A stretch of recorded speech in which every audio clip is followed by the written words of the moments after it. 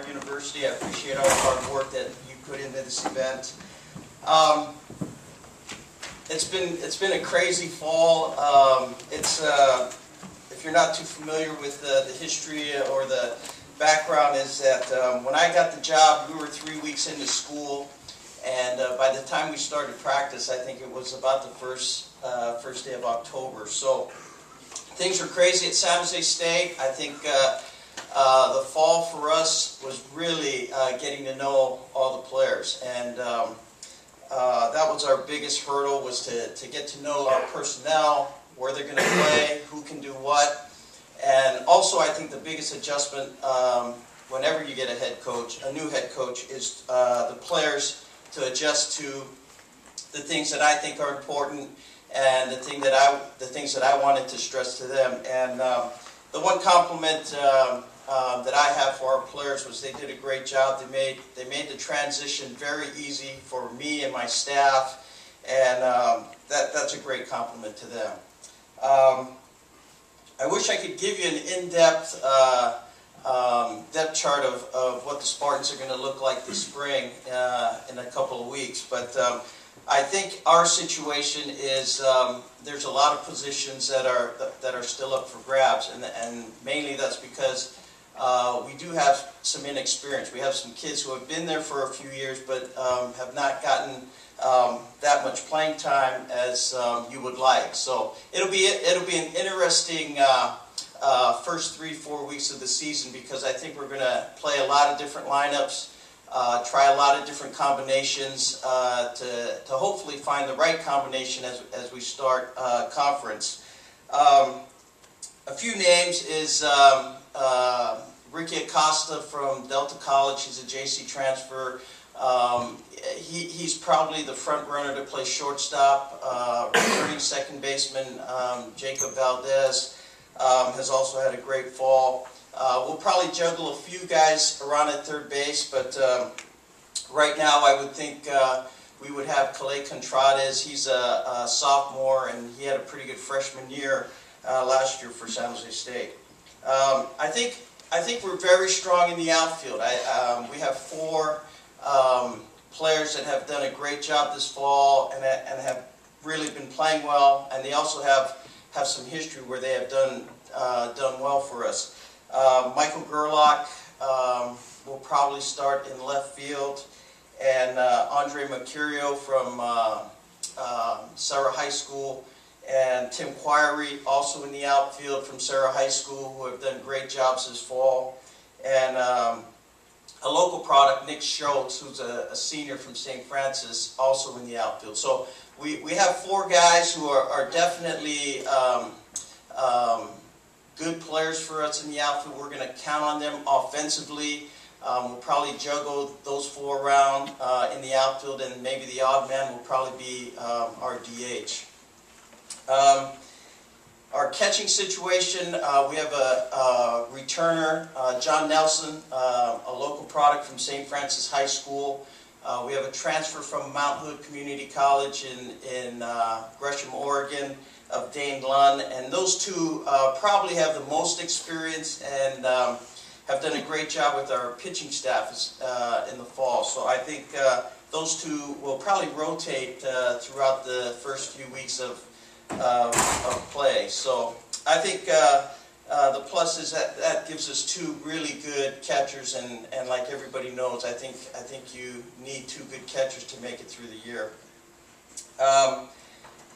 Our pitching, I think, is very unsettled. I mean, there's a lot of candidates. Maybe didn't have great numbers last year, but they've shown a lot in the fall. DJ Slayton, Jr. From Palma High School, has gotten a lot of attention in the fall from the pro scouts.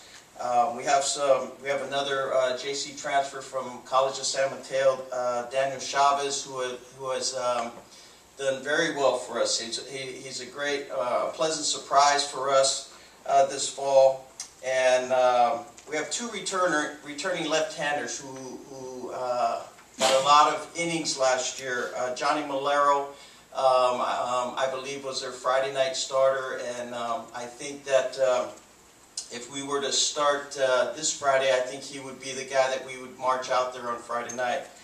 And David Russo, also from Monterey, are probably those guys are probably going to be the mainstay of our pitching staff.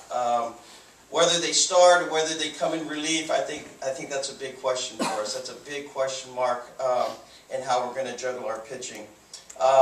This weekend, I think, after we inter-squad, we have our alumni game on Saturday. I think we'll have a better idea of our rotation for next week as we open up against University of Pacific. But I want to talk about a little bit of our league, and I don't know too much of the WAC conference. I'm going to assume that we have 4 Texas schools in our league. Texas State, Texas Arlington, Dallas Baptist, and UT San Antonio. And I know that Texas State and Dallas Baptist, both those schools are regional teams. So I think that I would think that they'll be strong candidates as far as being the stronger teams in our league. But we're looking forward to it. I'm excited. It's going to be a challenge for not only our players, but for the coaches as we kind of figure out our way through this first campaign. And we look forward to it. And again, thank you for having us. Any questions for Coach? Hi, Dave. Hi. Your time here under Coach Mark was at Stanford. Maybe what are a few of the things that you gained and that have helped prepare you for the job you're taking now? And will he still mentor you a little bit? I don't know if he'll mentor me too much anymore, but I will tell you that the 10 years here were the greatest baseball experience I've had. I think he's definitely instilled a lot in the way we go about our business at San Jose State. I think if you look at the Stanford team, I mean, they're very well prepared. They play a certain style. And I think the biggest thing is they're always prepared, and that's what we're trying to do at San Jose State. Is I'm trying to prepare them for our league. You know, I think it's a process. You know, I know Coach Marcus would say that the main thing is that you get better every day, and that's the motto we're taking. Is we want to get better every day, and we want to be playing the best baseball towards the end of the season. Hi, Dave. Elliot Allman, San Jose Mercury News. Obviously, you're sort of dropped in after Sam had really been an icon with that program. Everybody knows baseball, knows Sam and San Jose State. What stamp do you hope to have, and how difficult is it to come in when it's a program that's had the same guy for 50 years?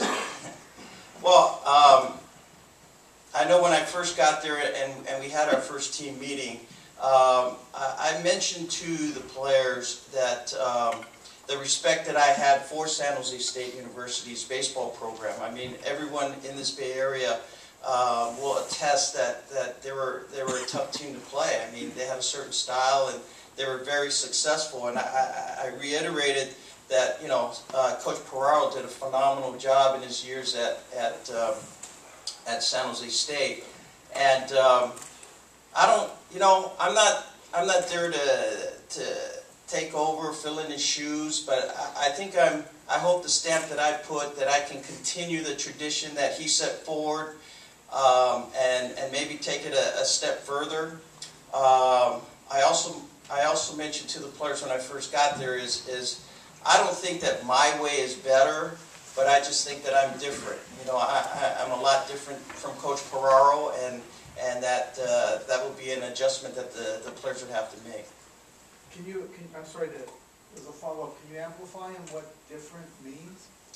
Well, I think, I didn't play for Coach Peraro, so, but I just think we're different, maybe different personalities. I also think maybe things that I want to stress with our players, maybe have a little different philosophy.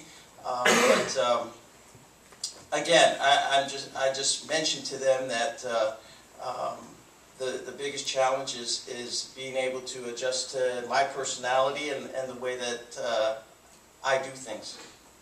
How would you describe that personality? I think I'm a little more laid back than maybe Coach Peraro. I think the players, just from the feedback I hear, is that maybe I might be a little more tolerable and patient, you know, and not that I think that's something that with old age I've worked on, patience, and I think that's really important in this day and age with our athletes and with our game too. It's a hard game to play, and you know, failure is such a big part of our sport, you know, and I think that patience and understanding sometimes is needed. Thank you, Coach. Thank you. Once again,